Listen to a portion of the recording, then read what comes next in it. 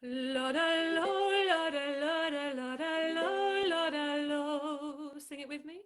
When it comes to Zoom meetings, this is probably as stress-free as it gets. A lullaby, some singing, Darling, sleep away. and a lesson I am breathing in 10. in breathing. I'm breathing out 10. That was the best thing that happened to me after COVID. It was a breath of fresh air. I'm breathing in 9. Finally, I found somebody who understood a little bit about where it was I was coming from and the difficulties that I was having.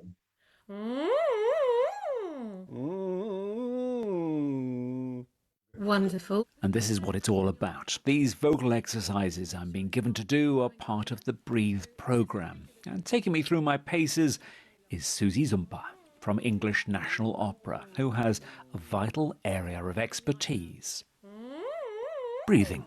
Because one of the things that's really hard if you've been unwell for a long time is that you've potentially never been particularly conscious of how you breathed when you were well.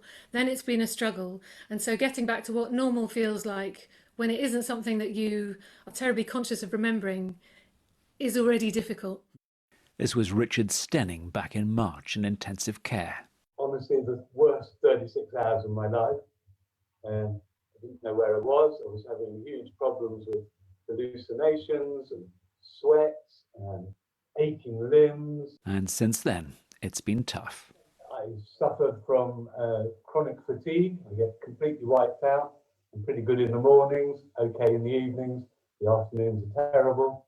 It's a familiar story. Sheba was hospitalised in March and since then has spent months isolated, anxious and breathless. Could you have ever imagined that essentially singing teaching could have helped?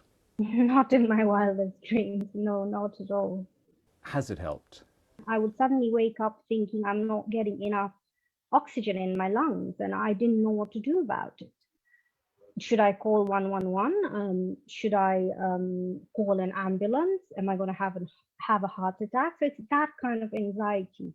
But this connected me with my flock of fellow sufferers, but in the most positive and musical way.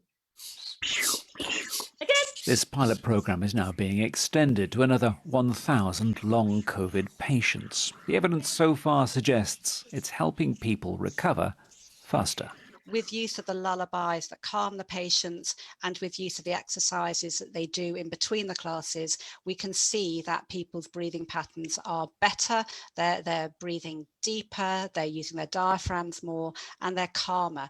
So absolutely, on the evidence we have so far, we feel this is a benefit to people. Summertime.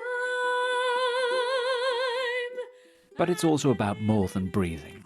Music can be healing in many ways. I do like to revisit the Summertime song. I know I fell in love with it as soon as Susie made us sing that. Fish are jumping. It reminds you that bad times do not last forever. There is light at the end of the tunnel. Stand